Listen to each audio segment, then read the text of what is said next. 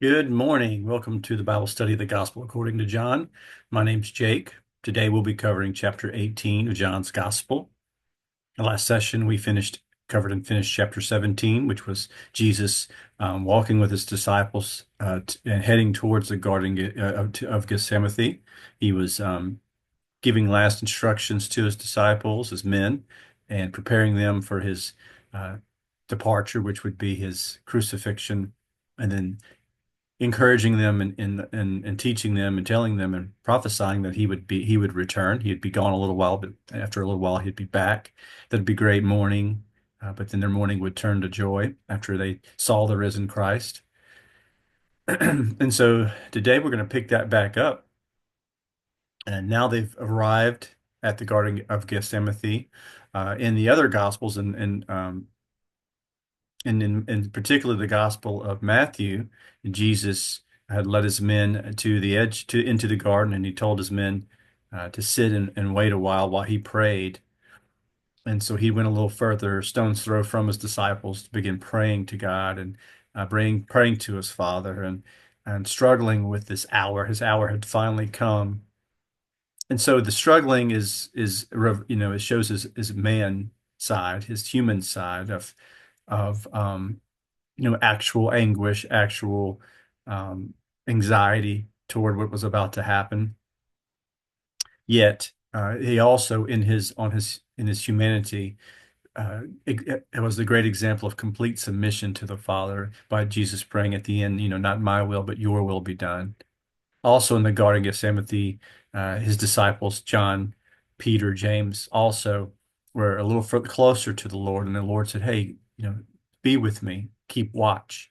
And they just couldn't. It was too late. Kept falling asleep. And Jesus sort of rebuked them and said, the spirit is willing, the flesh is weak. And you couldn't sit up with me just a little while, but, because this is a very tough time for Jesus. This is the climax of the labor pain, so to speak, or at least the beginning when you go in the hospital and you're about to have birth, as Jesus used that illustration in the last session of a woman, in the throes of labor, and the pains and the suffering of labor, once the baby is born into the world, all those things are forgotten because of the joy of a baby, a human being brought into the world. Is much like this experience. So we'll pick up reading chapter 18, go through the scripture, and then circle back and talk about references and any application or thoughts or interpretation. When Jesus had spoken these words, he went out with his disciples across the brook Kidron, where there was a garden, which he and his disciples entered. Now Judas, who betrayed him, also knew the place, for Jesus often met there with his disciples. So Judas, having procured a band of soldiers and some of the chief priests, I'm sorry. So Judas, having procured a band of soldiers and some officers from the chief priests and the Pharisees, went there with lanterns and torches and weapons. Then Jesus, showing all that would happen to him, came forward and said to them, "Whom do you seek?" They answered, "Jesus of Nazareth." And Jesus said to them, "I am he." Judas, who betrayed him, was standing with them. And when Jesus said to them, "I am he," they drew back and fell to the ground, so that he asked them again, "Whom do you seek?" And they said, "Jesus of Nazareth." And Jesus answered, "I told you that I am he. So if you seek me, let these men go." This was to fulfill the word that he had spoken. Of those whom you gave me, have lost not one. Then Simon Peter, having a sword, drew it and struck the high priest's servant and cut off his right ear.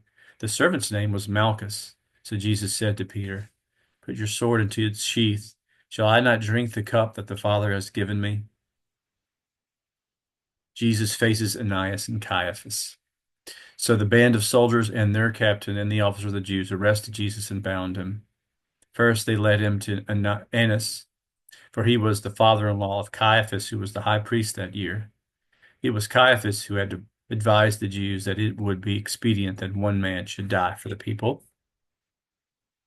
Simon Peter followed Jesus, and so did the other another disciple. Since that disciple was known to the high priest, he entered with Jesus into the courtyard of the high priest. But Peter stood outside at the door.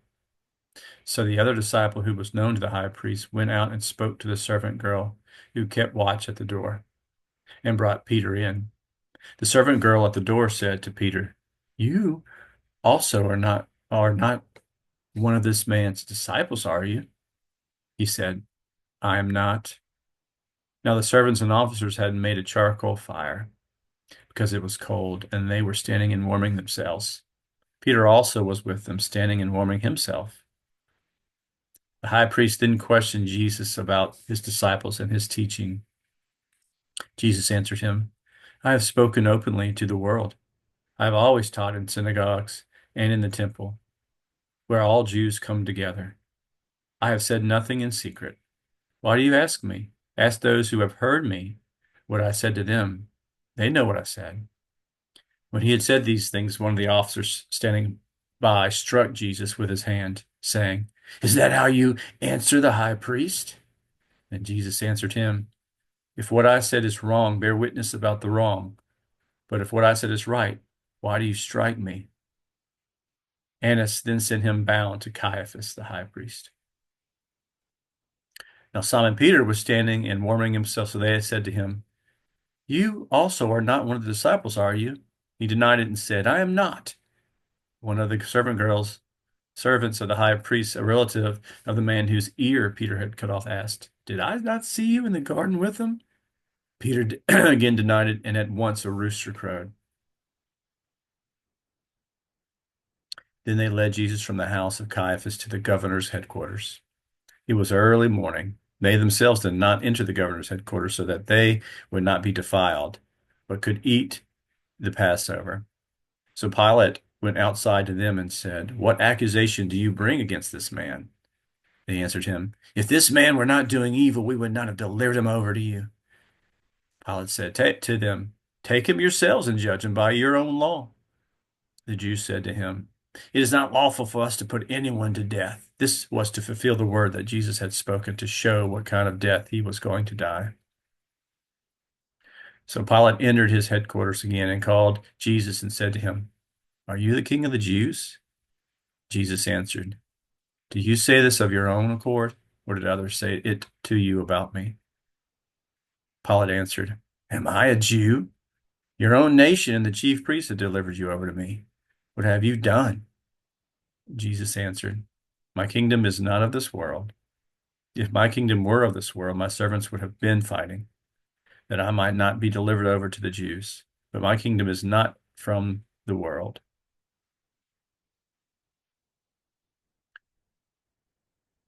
Then Pilate said to him, "So you are a king?" Jesus answered, "You say that I am a king. For this purpose I was born, and for this purpose I have come into the world, to bear witness to the truth. Everyone who is of the truth listens to my voice." Pilate said to him, "What is truth?"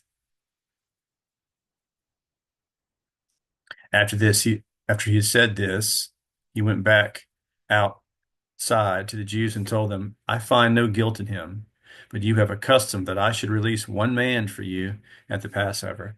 So do you want me to release to you the King of the Jews?" They cried out again, "Not this man, but Barabbas." Now Barabbas was a robber. So we'll stop there at the end of chapter 18.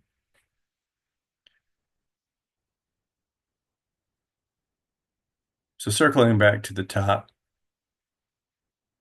we get Jesus and his disciples entering into the garden. As I'd said in the outset, other gospels, including the Gospel of Matthew, have more details about what happened in the garden.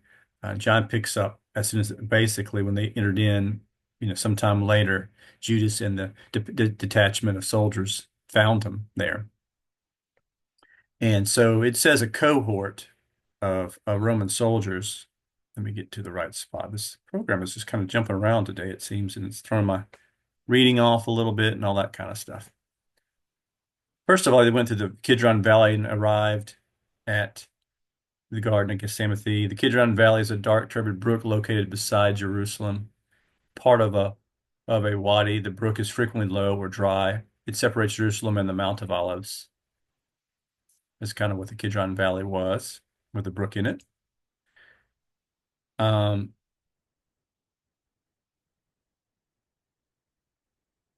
Yep. So he and his disciples crossed that brook, went to the garden, and then Judas, who had already, and the other gospels cover the details of this as well, had already made a deal, had of course in his heart decided to betray Jesus. He did not truly believe Jesus was the Messiah, the chosen Son of God. He had felt like things weren't going the way he had thought. So he went to the priest, the chief priest, and he basically betrayed Jesus. He bargained for Jesus's life to turn him over. And the priest offered him 30 pieces of silver, which is prophesied in the Old Testament that Jesus would be betrayed, or the Messiah would be betrayed. And it even talks about how much, the 30 pieces of silver. Um, and so Judas secured that transaction and sealed the deal. Whenever Jesus in the when he was eating with his disciples in the upper room, whenever he dipped the bread and handed it to Judas and said, go quickly." That was the moment when Judas went out and found and went to the chief priest, and they gave him a detachment of temple guards and Romans and soldiers. And so they took a whole detachment, a whole bunch of men, a big showing of force to get Jesus, who was peaceful, but yet they were, why would they do that? Well, Jesus, was very popular among all the people of the area, and there was mixed reviews as we talked about. Some believed, some didn't. There's lots of buzz about Jesus, and so they were worried about a revolt. Now this is late at night, and so there's less of a chance of that. That's one of the reasons why they conspire to do this at night and to get him this late at night, out of the sight of all the public, because they didn't want a public revolt or a public display of resistance because of this, because this is not legitimate. This is not how things, orderly and how things should go. And we'll see through this particular chapter, they already began to have an illegal interrogation of Jesus. The Jews had rules about proceedings before the Sanhedrin and things like that, and they had to have witnesses, and it had to be during a normal hour. And you'll see that Jesus hints at that as we read in this chapter a little more.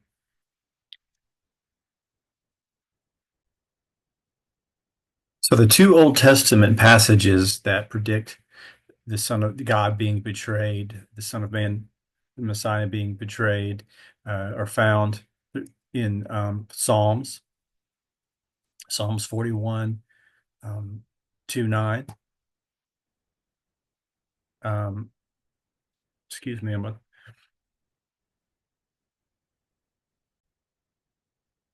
apologies, I had to sneeze.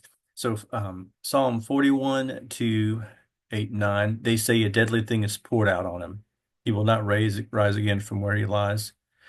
Even my close friend in whom I trusted, who ate my bread, has lifted his heel against me. So that's the part that Jesus refers to, that when he says even his friend lifted his heel against him. And then also in Zechariah, God is using the life of Zechariah in a prophetic way. And Zechariah, he's instructing Zechariah to do certain things, and as images and as uh, prophecies of the future. And so there's a section here. This is in the Old Testament before Jesus and before New Testament. It says here a little haggling of wages here. So it was annulled on that day, and the sheep traders who were watching me knew that it was the word of the Lord. Then I said to them, "If it seems good to you, give me my wages, but if not, keep them." And they weighed out my wages, 30 pieces of silver. And then the Lord said to me, "Throw it into the potter, throw it to the potter, the lordly price at which I was priced by them." So I took the 30 pieces of silver and threw them into the house of the Lord to the potter. Then I broke my second staff union, annulling the brotherhood between Judah and Israel. So this is one of those prophecies where it has direct revelation at the time, also predicting and foreshadowing events in the future. And this is pretty interesting. I hope I explain it well. Um, but the 30 pieces of silver is the amount that Jesus was betrayed for by Judas. And then the Lord said to Zechariah, throw it into the potter, the lordly price at which I was priced by them. So God instructs Zechariah to throw it to the potter because that is the price that he was priced by them. So Jesus Christ, being God, was priced for 30 pieces of silver. And so to the potter, it's interesting because I don't know if the book of John, Gospel of John covers it, but it's one of the Gospels. It has the aftermath of what happens to Judas after he betrays the Lord for 30 pieces of silver. He tries to bring it, I think it's in Matthew. He tries to bring the silver back to the priest and say, take it back. I've betrayed innocent blood. And they wouldn't take him back. And so Judas just throws him to the floor and runs out. And then he actually goes and kills himself out of great regret for what he's done, which is a very sad ending to his story for sure. And so it says there, so I took the 30 pieces of silver and threw them into the house of the Lord to the potter. So look at the wording there. It's foreshadowing what happened with Judas. Judas was in the temple, threw the 30 pieces of silver to the priest. Priest wouldn't touch it. Um, and then what's this deal about the potter? Well, the priests say to themselves, well, it's not right for us to take blood money and put it into the treasury of the temple. So they buy the potter's, which is known as the potter's field with the 30 pieces of silver, which is a place where they would go and just toss, it's rubbish, broken pots and broken pottery. It's basically a dump ground, a dumping ground of rubbish and waste, which was known as the potter's field. And so they purchased that with the blood money, with the 30 pieces of silver that they paid Judas to betray Jesus. And so it's just super, it's just amazing the way the wording is on this particular prophecy that got Zechariah doing that may have not made any sense to him or anyone else, but it shows such light on future events. So let's read that one more time. The Lord commanded Zechariah, throw it to the potter. Well, the potter isn't in it's not typically in a the house of God. So Judas throws the silver in the house of God, right? The Lord, and then God clarifies this and says, the lordly price at which I was priced by them. The wording meaning that they valued him, God, at 30 pieces of silver. And then so I took the 30 pieces of silver and threw them into the house of the Lord, which is the temple, to the potter. So that wording is just so interesting, and how it foreshadows what happens to the 30 Judas and the 30 pieces of silver, and what's the outcome of all of that. So those are the passages that some of the passages that outline the betrayal of the Christ, of God Himself, God Almighty.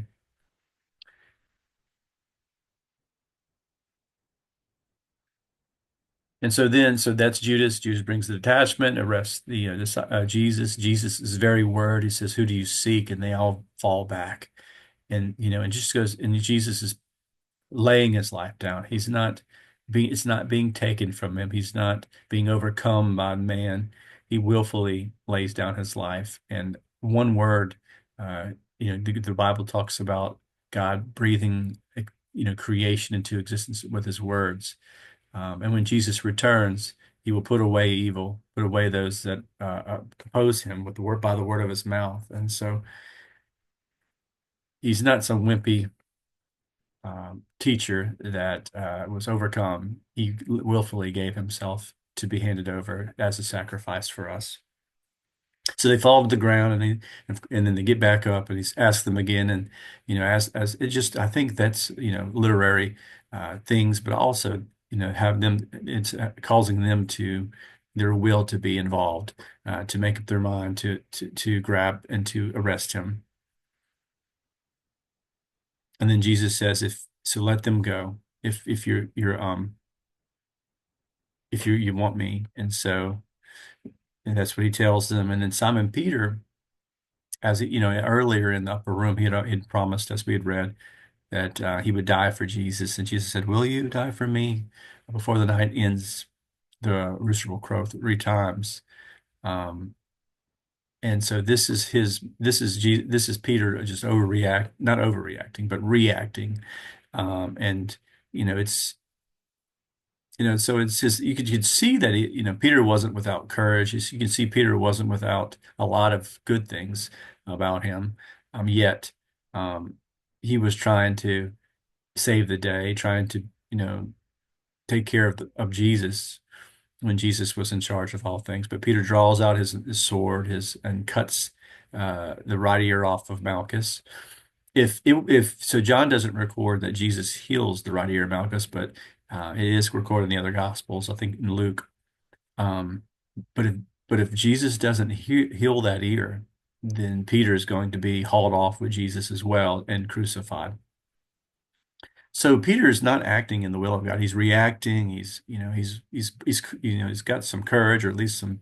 Uh, he doesn't, an impulse. He just out of impulse and out of reaction, he fights. And so in a sense, maybe that's how he felt when he said, "I would die for you," in the heat of the moment. And a lot of times, people do sacrifice themselves, or they do great things in the heat of the moment. If it's a lot harder given a lot of time to think about it, as we'll see in Peter's story here, when you've got more time and you can see it coming, what's going to happen, and then do you choose to follow? Then do you choose to willfully acknowledge that you're part of you're with Jesus? And then we'll see that unfortunately he fails in that, but fortunately Jesus had already predicted it to him, so he knew, even though it didn't take away the bitterness of Peter's grieving because he failed the Lord. But we'll see that the Lord restores him later in this gospel. So Malchus, it's interesting that they gave the servant's name Malchus. I think that's because John intentionally did that so that you can go talk with Malchus about the occurrence. I wonder, and maybe I wonder if he became a believer after that. And so it's just interesting that the name's included. And a lot of times when names are included, it's an indication that he's around and you can go and interview that particular person. Maybe, anyway. So Jesus said to Peter, "Put your sword into its sheath. Shall I not drink the cup that the Father has given me?" And so Jesus is resolved. This is his hour has come and is beginning. And Jesus is resolved into completing his mission, his work, why he came.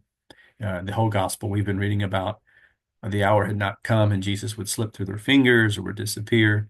That's another reason why probably that a whole attachment, cohort of officers, chief priests, guards, and things like that um, were among the people to apprehend Jesus, was because he had gotten away so many times, and they thought, well, surely we'll make it hard for him to get away.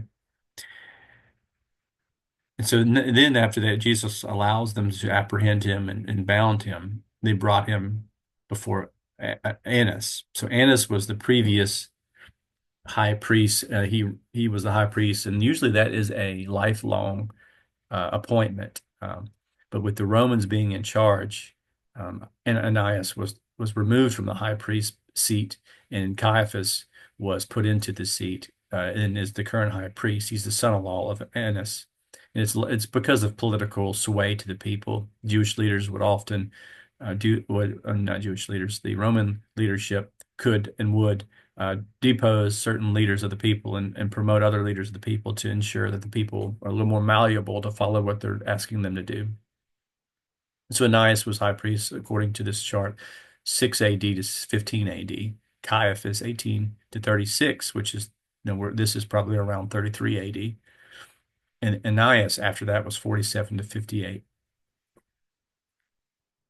So they bring Jesus before Annas, he's getting, so apparently he's got a lot of clout and power. And this is in the middle of the night. So um, this isn't a condoned trial or anything. But they're already starting to try to find fault to put him to death. And so they bring him before Ananias to be questioned. Sorry, not Ananias, but Annas. And, uh, and Jesus kind of alludes to this not being kosher, this not being according to the law. The high priest didn't question Jesus and his disciples about his teaching. Jesus answered him, "I have spoken openly to the world." So Jesus answers and says, "I've never hidden anything. I've always been open to what I taught in the synagogues and the temple, wherever all the Jews were. I've said nothing in secret. Why do you ask me? Ask those who have heard me what I said to them. They know what I said. And so Jesus is calling forth any witnesses because you're supposed to have any on any trial or any accusation, two or more witnesses to make it valid. And they're only questioning Christ himself. And so that's why that the officer got offended and smacked Jesus across the face.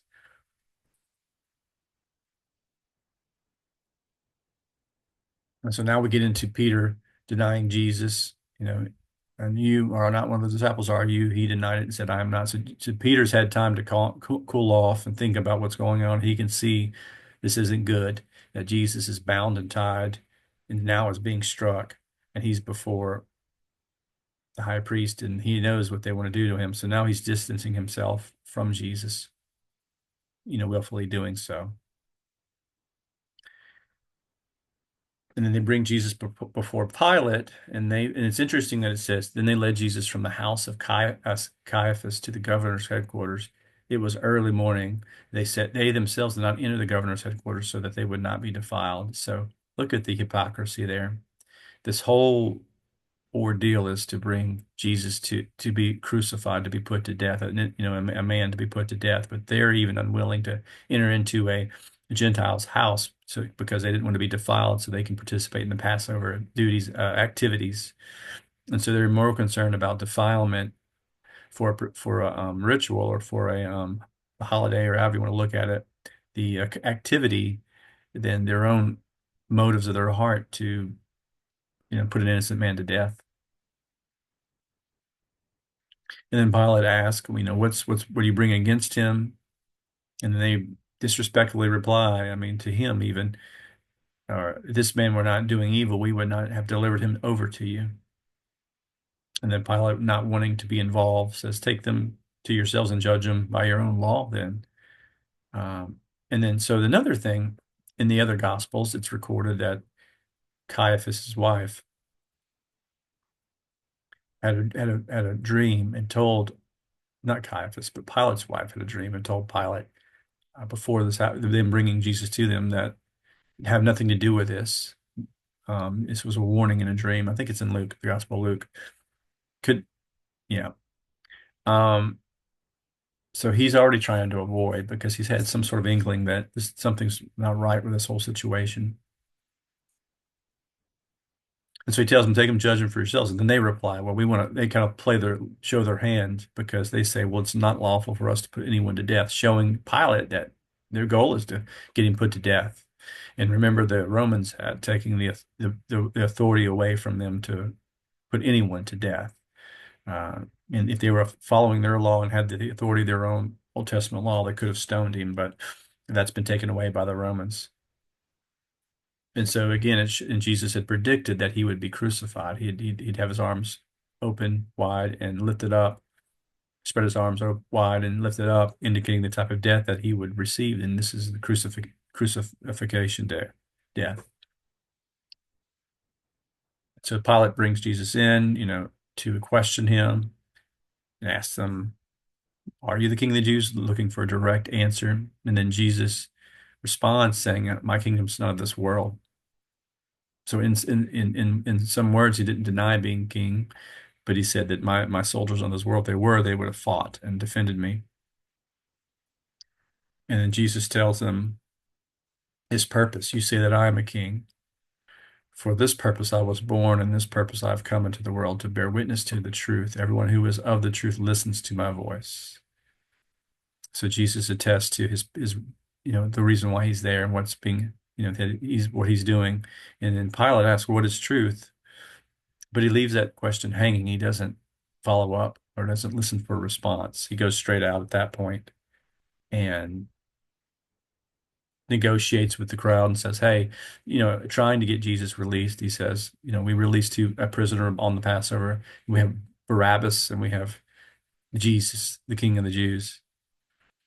And they said, no, we want Barabbas. And then John puts in the last sentence there, now Barabbas was a robber. So Barabbas was more than a robber. He was an insurrectionist. He killed the Romans and whoever. He was a murderer as well. Barabbas Bar, means son. Abbas is father, son of a father is what Barabbas' name means. And so the Jews chose a son of a father over the son of the father, God's son. So there's lots of things going on here, and there's lots of areas that we can um, certainly apply. What we do see is faith and loyalty. We see the disciples failing in that, which is a comfort really to myself and to many people who are not perfect. Um, that we can definitely fail. Our spirit is willing, but our flesh is weak. And we see that in the other gospels when they talk about the scene in the garden. So what's the difference between these men now and later? And the difference is their their faith is sealed and solidified by them seeing the risen Christ. Jesus Christ was resurrected because all of these disciples, all these men and others, many others, willfully gave their lives for the sake of the gospel. They were martyred for the sake of Jesus. And if this was just some conspiracy or a lie or some sort of con, then at least one of them would have broken and said, "Don't kill me because this is all a con. This is all a lie." But we can at least determine that they were sincere about their beliefs and what they saw in the risen Christ, because they were gruesomely martyred, most of them, almost all of them, after Jesus is resurrected and when the new church was started. But beforehand, we see, even though they had spent 3.5 years with Jesus and saw all the miracles and intimately spent time with him and was taught, and they loved him, they truly, authentically loved him. We see Peter, all of the disciples run away except Peter and John. Peter denies Jesus 3 times and to distance himself from having the same outcome as Jesus. Um, and so that should give us, some comfort that, when we fail the Lord is gracious and forgiving and always willing to restore us, always willing to bring us back and restore us. And our faith strengthens. I'm drawn to the Lord because of his grace and because of his mercy. But then I'm also respectful of him because of who he is. He's God. And I respect his power and his majesty. And so we want to consider that for sure. That Lord's always willing to restore us and take us back. And after we, deny him or mess up and sin or, are embarrassed or some sort of moment where we don't show that we're our faith. We don't show that we believe in God. We rather uh, follow the praises of men than the praises of God. And so that's a big thing I think we can take away from that is faith and choosing. What do you choose? And when it comes down to it, when things are on the line, what do you choose? Who do you follow? We also see that this was not a legitimate beginning to Jesus's trials. This is a trial that's not legitimate. They apprehend him in the middle of the night. They begin to question him in the middle of the night without witnesses. Um, and some of the other gospels outline it a lot more, um, where he gets brought before the Herod and Herod as well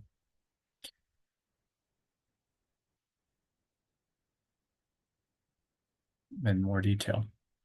So, and then finally, what we do see as well as application and as things to think about is just God's genius word, how things that are prophesied in the past are fulfilled, things that are written long ago are carried out or foreshadowed.